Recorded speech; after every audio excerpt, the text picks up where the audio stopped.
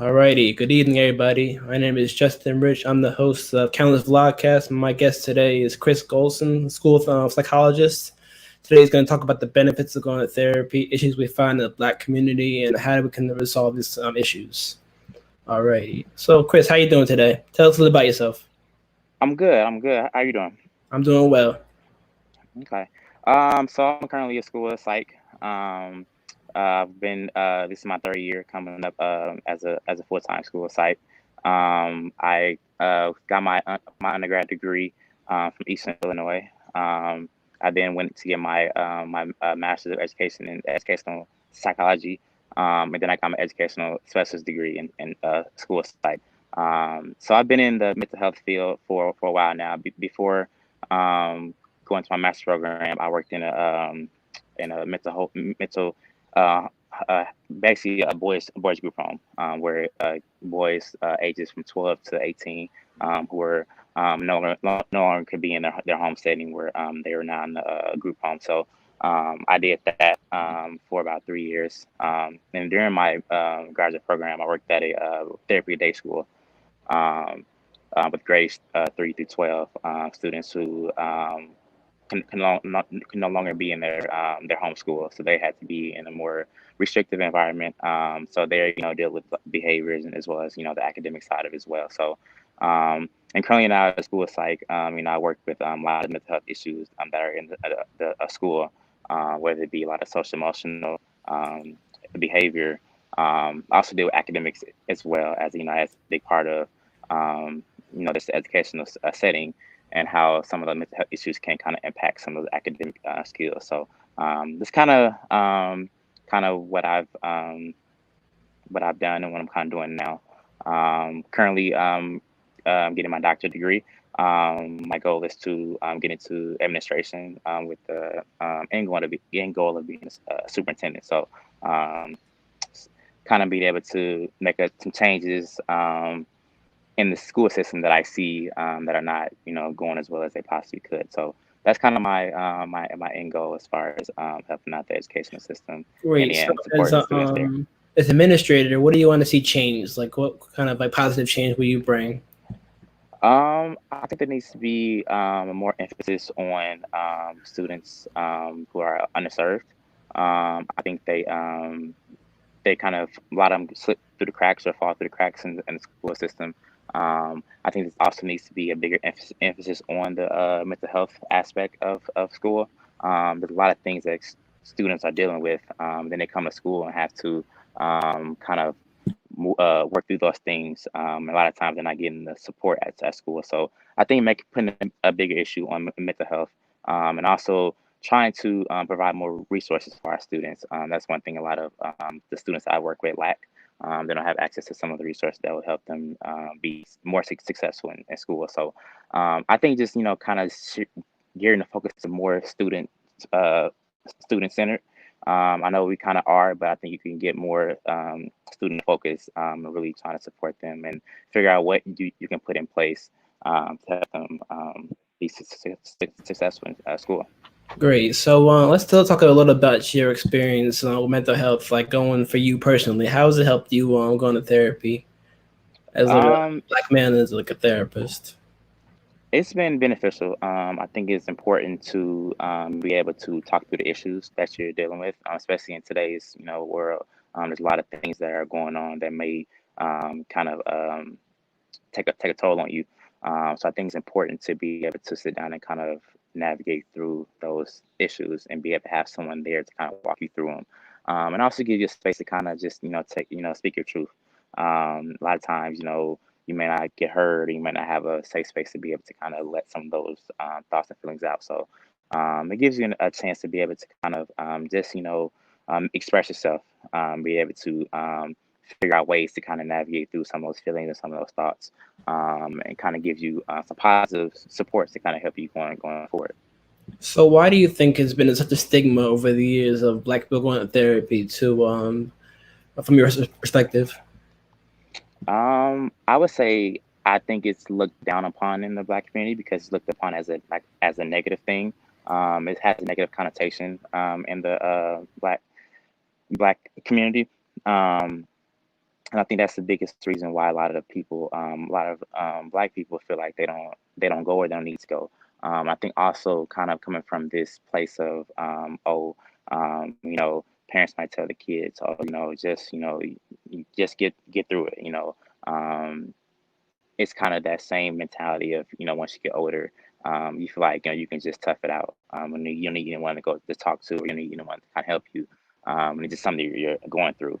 So I think there's a lot of things that contributes to the Black community having hesitations towards going to therapy, um, and I think that's really kind of hurting us because we're out here, kind of just dealing with things on our own without having someone to kind of help us kind of navigate through those things. Okay, great. So being a school psychologist and psychiatrist, what are some methods you use for the students to help them through this their problems and issues during like the school day?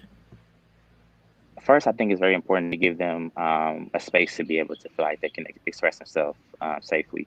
A lot of times, I let them just kind of tell me, kind of what they're going through, because sometimes, whether it's teachers, whether it's the parents, they feel like they're not actually listening to them. So um, I just give them opportunity just to express, and voice their concerns, and then let them know that I'm here to support them. I'm here to do whatever I need to be able to help them kind of get through what they're going through. Um, and also trying to kind of break it down. It's a lot of times when you try to take on something all at once, it can seem overwhelming. So just kind of break it down and kind of tackle it in small steps, and just kind of plan and try to figure out ways to kind of um, tackle the issue that they may be dealing with. I think the biggest thing is just showing the kids that you're there for them and you supporting them. 'Cause a lot of times they feel like they don't have that. So give them a safe space to be able to just come in and just be vulnerable. So I think that's the biggest thing. So I know it's been tough with like the schools being closed right now and a lot of kids not being able to get attention too. But how have you ever been like have you been able to like speak to students to like virtual world, or how would you like recommend for like parents out there like their parents kids are like struggling with no it seems somebody to talk to? What would you recommend for that with all this going on to not be able to have that in person contact? Yeah, I would definitely recommend still trying to reach out. There's a lot of resources and a lot of different avenues that you can still receive that therapy and counseling, even though we are kind of in a remote world now. There's a lot of services, a lot of virtual counseling, virtual therapy sessions that you can do. Um, and I think the biggest thing is first kind of contacting the school and see what resources they have, because they will most times have a lot of resources they can send them towards. But I think it's important to not just forget about it and feel like now that since we're in a virtual kind of world right now that or it's not important, or I can't do it because we're not actually in school. But I think it's important to continue to support our students and figure out ways that we can do that. And there's a lot of like I said, a lot of virtual ways, a lot of teletherapy, telecounseling, and things like that students can still receive that support even though we are kind of virtual now. So Great. So how has it changed over the years, like in terms of the mental health industry and like the way resources for like students? How has it changed? Has it been like increased, or have you found the increase in like resources? I think there has been a increase in resources. I also think it's not looked at as being such a negative thing anymore. I know recently when I first kind of was getting into the mental health field, a lot of people looked at it as a bad thing. If you have a mental health issue, you kind of stay away from you, or you kind of be a cast out. But I think now it's becoming more acceptable to be able to say that, oh, I'm dealing with X, Y, and Z, and not be looked at as something's wrong with you. I think that's the one thing I've seen. We've kind of gotten more receptive to it. I also think there's been a lot more resources too, for not only kids but also adults, to be able to help them, support them through the issues that they may be going through. And I think it needs to continue to be that way, because like there's so many things um, that's not only going on in the world but kids are dealing with. So the more resources that we can provide, the better. Okay, so outside of like a session with the student too, how can they help? How can they be helping carry that feeling of like positivity with them around, so they don't have to like really rely on a psychologist too much, but like how they can keep like growing, I think it's important to kind of work with the kid on how to be able to kind of go back to those kind of coping skills, things that you teach them. 'Cause a lot of times they may feel like they're by themselves, and so they may even forget about it. But I think it's continuing to work with them, being able to so they can be self s- be able to do it on their own when it comes to that, because like you said, then you're not gonna always be with them. So it's important to be able to get them to the point where they can kind of tap into some of those coping skills on their own. But I think it's practicing with them when you are with them, having them kind of model it for you so they can get more comfortable with it. And once they're comfortable with it, it'd be easier for them to kind of use it when they're not actually kind of with you. So. Okay, so one issue maybe like parents. What if a parent is just like totally against like someone talking to somebody too? What do you say to a parent? What would you say to a parent that's like, oh, my kid isn't all right, my kid is normal or something like that too? Or like you feel the kid needs to like talk to somebody too, but the parents are against it too. So what happens in that situation?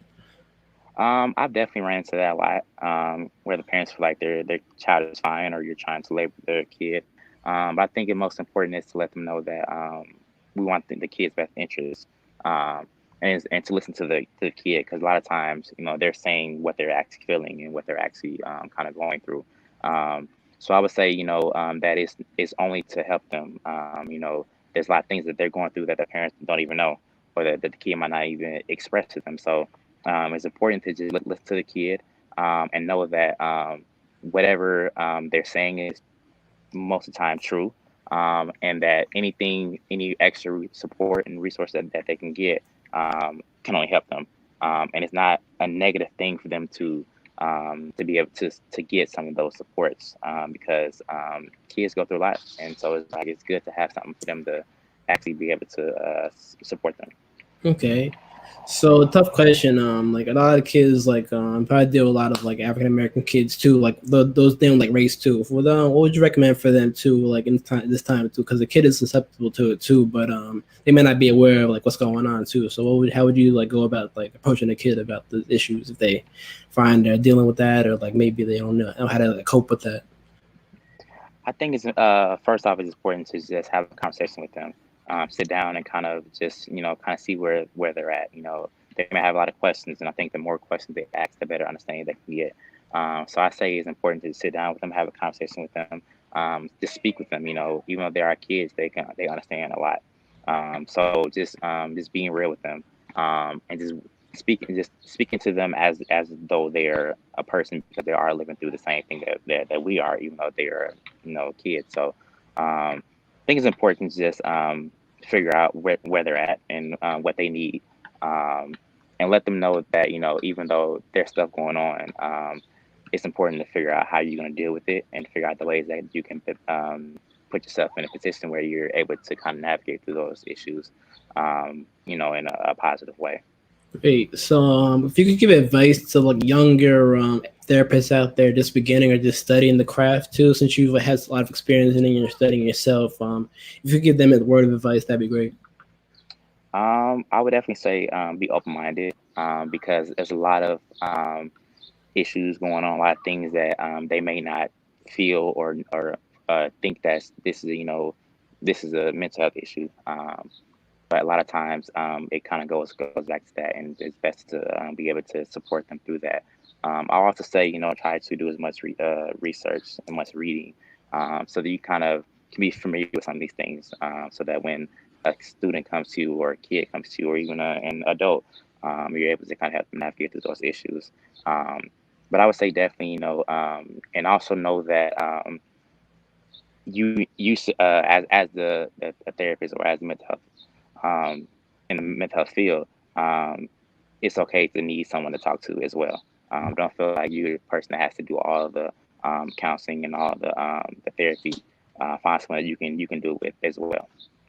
Great. So, what are some alternatives for those kids out there and the parents that are like against their therapy and like they don't want to like do it at all? Or what are alternatives out there they can use for like or methods they can use at home or I guess like yeah. I would say definitely finding someone, maybe a family member or someone that they're close to, and that they actually feel comfortable with speaking with them.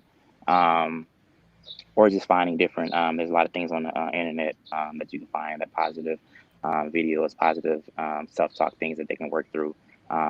Also, books and things like that. Just kind of getting them into those different avenues. But I would say definitely finding someone that they feel comfortable with and just having a conversation with them. Because a lot of times, you know, there's family members who may be older who can give you kind of those same advice, but it's not coming from an actual um, professional, so it doesn't seem as though they're in counseling or getting therapy. So I would definitely say that's a good resource to do for parents who are kind of against that. So Great. So final question. Could you give advice or like some words of encouragement to people out there and like kids out there like struggling during this time too that may not maybe unsure about going back to school or unsure about seeing their friends again, unsure about the future? I would say find someone to talk to. Don't hold everything in because it would take a toll on you. So I would say definitely find someone that you are comfortable with, that you can talk to, express your feelings, because it's the only way you'll be able to kind of work through them. Um, so I would say, and don't feel like you're in this alone because we're all kind of going through the same thing. Some people might just be handling it a little bit better, a little differently. So it's not a bad thing to need help. I think that's the most important thing. Always try to figure out, even though you're going through things, but figure out who you can go to kind of get that support, and that there's always someone out there that's willing to help. Great. So finally, where can people find you at websites and social media if anyone needs to talk to you or like reach out to you? My social media is I am underscore Colson. My last name Colson. Also you can be found on LinkedIn under my name Chris Colson. Um, so yeah, that's pretty much where they can find me at. So yeah, All right. Thank you very much for coming on and sharing your experience. Definitely like kids need somebody to talk to and you seem like a great resource. So thank you for coming on. no problem. Thanks for having me. So this has been the Countless Vlogcast with my guest, Chris Golson, school psychologist. All right, make sure you guys watch this again on YouTube, Countless Vlogcast, and make sure you guys reach out if you need anybody to talk to.